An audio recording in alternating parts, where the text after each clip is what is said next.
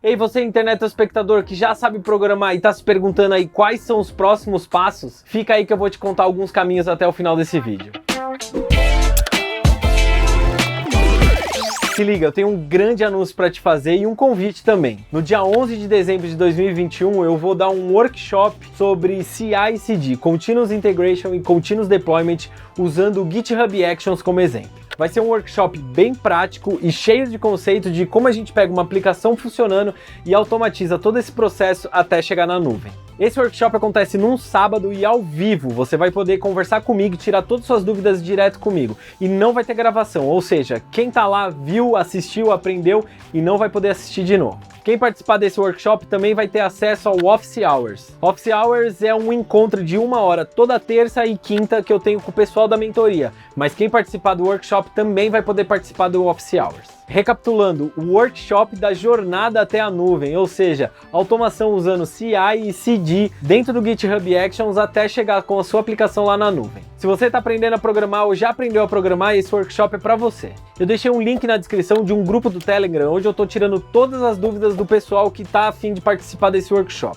Então clica aí, entra lá e fala comigo, me chama lá pra gente trocar uma ideia. Então anota aí na sua agenda, dia 11 de dezembro de 2021, um workshop de Continuous Integration, Continuous Deployment usando GitHub Actions. Sério, não perde essa oportunidade, o link do grupo do Telegram tá aí na descrição, clica aí. Bom, se você tá aqui é porque você já aprendeu alguma linguagem de programação e tá querendo seguir em frente, certo? Desenvolvimento web envolve várias tecnologias e habilidades e a linguagem de programação é apenas uma parte dessa grande empreitada. E aí, tá pronto? Eu separei aqui 8 itens de coisas que eu acho que você deveria aprender e vou explicar o porquê que é importante para você. Item 1, controle de versão. Controle de versão é o bom e velho Git, e saber dominar o Git é um dos atributos básicos para quem quer ser programador profissional hoje. Saber usar bem branches, o Git como um todo e as funcionalidades do Git vai te colocar muito à frente do que qualquer outro concorrente. E se você agregar esses aprendizados de Git também com as plataformas como GitHub, GitLab ou Bitbucket, isso aí te põe num lugar muito mais à frente. Além de usar muito bem os comandos do Git no seu computador, você também precisa saber como utilizar bem essas plataformas e os recursos de colaboração que essas plataformas têm, como issues, pull request ou merge request, usar os pipelines, os GitHub Actions e tudo mais vai te colocar muito à frente. 2. Bancos de dados. Hoje é quase que impossível pensar em software sem pensar em dados. E mesmo que você não queira ser um back-end, escovador de bit de banco de dados e tudo mais, entender sobre banco de dados, como eles funcionam, como que modelos relacionais funcionam, como não relacionais funcionam, vai também te dar muito destaque dentro dessa carreira de desenvolvimento web. Dizem por aí que os dados é o próximo petróleo de tão valioso que vai ser no futuro. Atualmente já é, mas no futuro pode ser ainda mais. Então saber manipular, armazenar e gerenciar esses dados vai te dar muito destaque na sua carreira como desenvolvedor web. Eu já falei aqui em outros vídeos que essa coisa de separar back e front pode ser muito bom no ponto de vista de aplicação, mas às vezes no ponto de vista de profissional nem é tanto. Então, mesmo que você queira ser um front-end, saber habilidades que são hoje dedicadas a back-end vai te dar muita oportunidade no mercado. Bancos de dados é uma delas. E aqui eu vou listar algumas sugestões para você estudar aí mais para frente, como o MySQL, MariaDB, que são muito semelhantes, o Postgres, que é um outro banco de dados relacional, mas que está ganhando muito espaço no mercado, o MongoDB, que é um banco de dados não relacional, ou seja, baseado em documentos, e o DynamoDB também, que é um banco de dados não relacional, mas dedicado para a AWS. Não precisa aprender todos os bancos de dados de primeira, mas claro que quanto mais você souber sobre bancos de dados e integrar esses bancos de dados, melhor para sua carreira. Depois que você passeou por todos eles, eu te recomendo a se especializar no que você mais gostou, e aí se tornar um profissional em forma de T, que eu já falei em um outro vídeo que eu vou deixar relacionado aqui.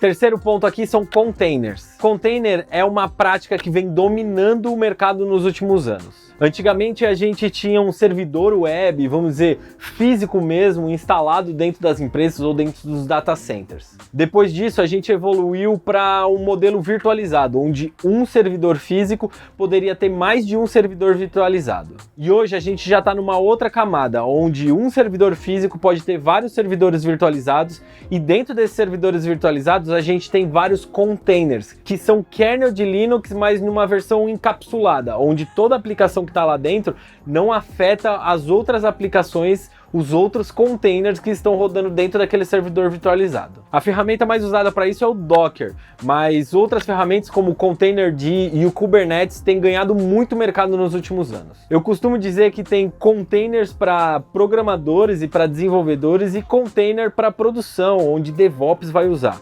Você, como programador web, precisa entender como usar container no tempo de desenvolvimento. Como que dentro da sua máquina, no seu ambiente local, você roda um container para rodar o mais semelhante possível do que está rodando lá no ambiente de produção. Sem falar que você, como desenvolvedor que está criando a aplicação, também entender muito bem como criar o container, como otimizar o container, isso só vai resultar em otimização na sua aplicação no geral, como ela vai executar melhor lá no ambiente de produção. O quarto ponto aqui é testes.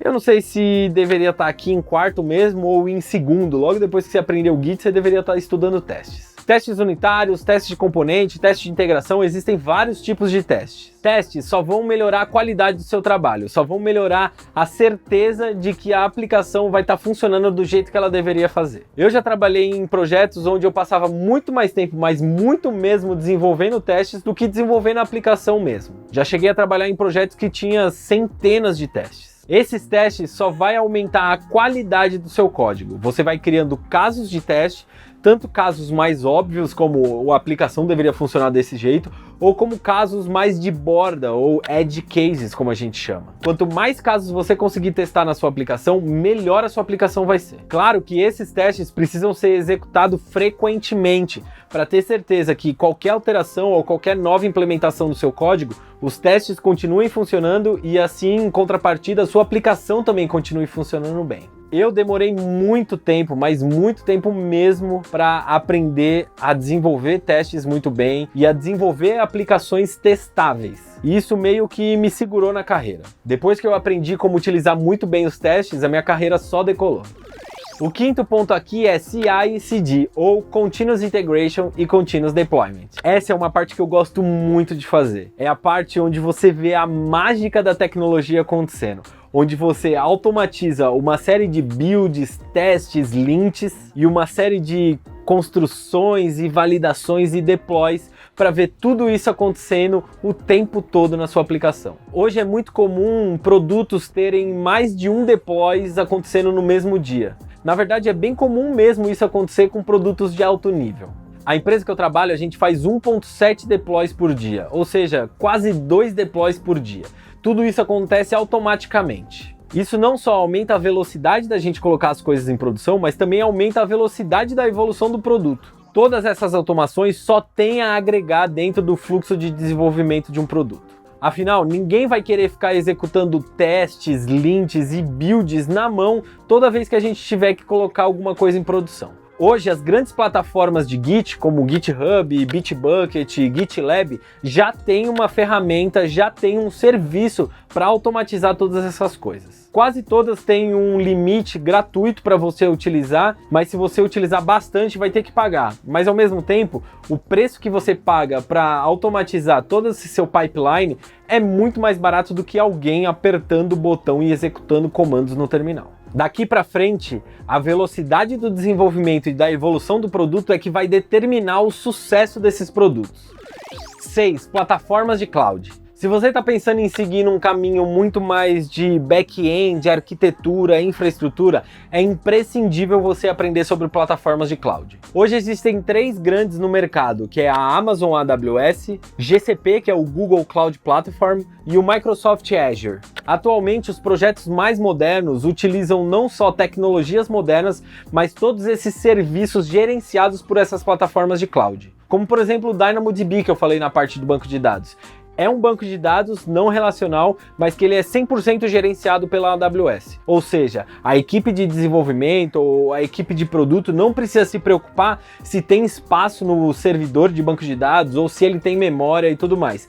Quem faz isso é a equipe da AWS e você só paga para utilizar aquele banco de dados. Existem mais um monte de serviços assim como esse espalhado pelas plataformas de cloud. O grande lance é que você não precisa ter uma equipe para cuidar desses serviços, dessas tecnologias rodando em cloud, e sim a própria AWS faz esse gerenciamento e essa manutenção de manter tudo em pé para você. Em termos de custo, sai muito mais barato para a empresa usar esses serviços da AWS do que contratar equipes e gerenciar equipes para que essas equipes cuidem do que está acontecendo lá nos servidores, lá na nuvem. Então, se você está querendo ir para esse caminho de arquitetura, de back-end, de DevOps, entender bem plataformas de cloud é imprescindível. De novo, não precisa aprender todas de uma vez. Vai lá, conhece uma, conhece a outra, e depois que você já passeou por todas elas, foque na que você mais gostou. Eu posso te adiantar aqui que o mercado pede muito mais AWS e Azure do que a GCP. A AWS é a grande player do mercado de clouds. Então, se você entender muito bem as siglas, os serviços e como utilizar a AWS, você já sai destacado no mercado. O 7º ponto aqui é SRE, Site Reliability Engineering. Traduzindo para o bom e velho português, isso quer dizer mais ou menos engenharia de confiabilidade do site. Isso quer dizer, depois que você já colocou tudo em produção, depois que seu site, seu produto, sua aplicação está rodando, como que você vai checar se ela está rodando mesmo e se você pode confiar que ela vai continuar rodando. Basicamente, SRE envolve muitos logs, muito gerenciamento de status de máquina, status de aplicação e um monte de dashboard. Pessoas que trabalham com SRE usam muitas ferramentas como CloudWatch, Datadog, Sentry, Grafana, um monte de ferramenta para você analisar a saúde da sua aplicação rodando lá na nuvem. É muito comum produtos complexos ter mais de um servidor, mais de um container, mais de um serviço diferente dentro das plataformas de cloud e você precisa ficar de olho se tudo está funcionando como deveria funcionar. Atualmente, as empresas falam que tem 99,99% de estabilidade de uptime, ou seja, 99,99% do tempo a aplicação está funcionando e rodando. E você só chega nesse número se você souber exatamente o que está acontecendo em toda a tecnologia do seu projeto. Pessoas que trabalham com isso são muito experientes de tecnologia e até entendem bastante de infraestrutura e de rede. Existe um outro nome para esse cargo que é Linux Engineer, onde a pessoa precisa saber muito bem como funciona o Linux e coletar dados desse funcionamento para ter certeza de que a aplicação está funcionando muito bem. Eu mesmo sei muito pouco de SRE, eu coleto alguns logs, tenho alguns dashboards, analiso até esses dados e tudo, mas eu sei que eu tenho muito que aprender nessa área. Que nos leva ao próximo ponto, o 8º, que é continue estudando. É aquele grande clichê, a tecnologia não para de evoluir, e realmente não para. Semana após semana, mês após mês, a gente vê grandes mudanças acontecendo no mercado de tecnologia. Desde novos frameworks, novos pensamentos de como programar, até novas linguagens, novas ferramentas, novos bancos de dados, novos serviços. Ter contato e ir acompanhando a evolução dessas tecnologias emergentes é muito importante e vai te dar muita vantagem lá na frente. Claro que o mercado não é tão ágil assim. O JavaScript foi lançado em 95 e lá no início nem tinha tanta demanda quanto tem hoje. Mas pessoas que vêm acompanhando a evolução do JavaScript, estudando e trabalhando com JavaScript têm uma grande vantagem hoje. Isso é o que pode acontecer com tecnologias emergentes que a gente acha hoje. Web3, blockchain, internet das coisas, que são tecnologias emergentes hoje, pode ser grandes coisas no futuro. E quanto mais antecipado você tem contato e intimidade com essas tecnologias, mais vantagens você vai ter lá na frente. E outra coisa muito importante, as tecnologias que são muito importantes hoje podem não ser tão importantes daqui 2 anos, daqui 5 anos. É muito importante você continuar estudando, você continuar em contato com tecnologia e conhecer tecnologias emergentes. Você não precisa se dedicar, se aprofundar e estudar tudo que precisa estudar, mas esse bom faro de uma boa tecnologia no futuro vai te dar grandes vantagens lá. Bom, você viu que tem um monte de caminho para seguir. Minha recomendação é: se dedique, seja disciplinado e siga o melhor caminho que você achar que é para você. Uma última dica aqui para você é: faça network, fazer parte de uma comunidade, se conectar com outras pessoas que estão passando pela mesma coisa que você, aprendendo e estudando as mesmas coisas que você, é muito importante para sua carreira. Então, ó, deixei aí na descrição o link da comunidade Bruno Germano. Tem um monte de gente lá que também está aprendendo a programar, que também está passando por um monte de aprendizados para desenvolvimento web, e eu quero que você esteja lá também. Me procura por lá quando você chegar. Eu vou ficando por aqui, mas você não precisa ir embora não. Eu deixei um outro vídeo aqui relacionado para você continuar assistindo sobre esse assunto. Então, ó, clica aí, a gente se vê lá do outro lado, porque esse aqui, ó, já acabou. Tchau!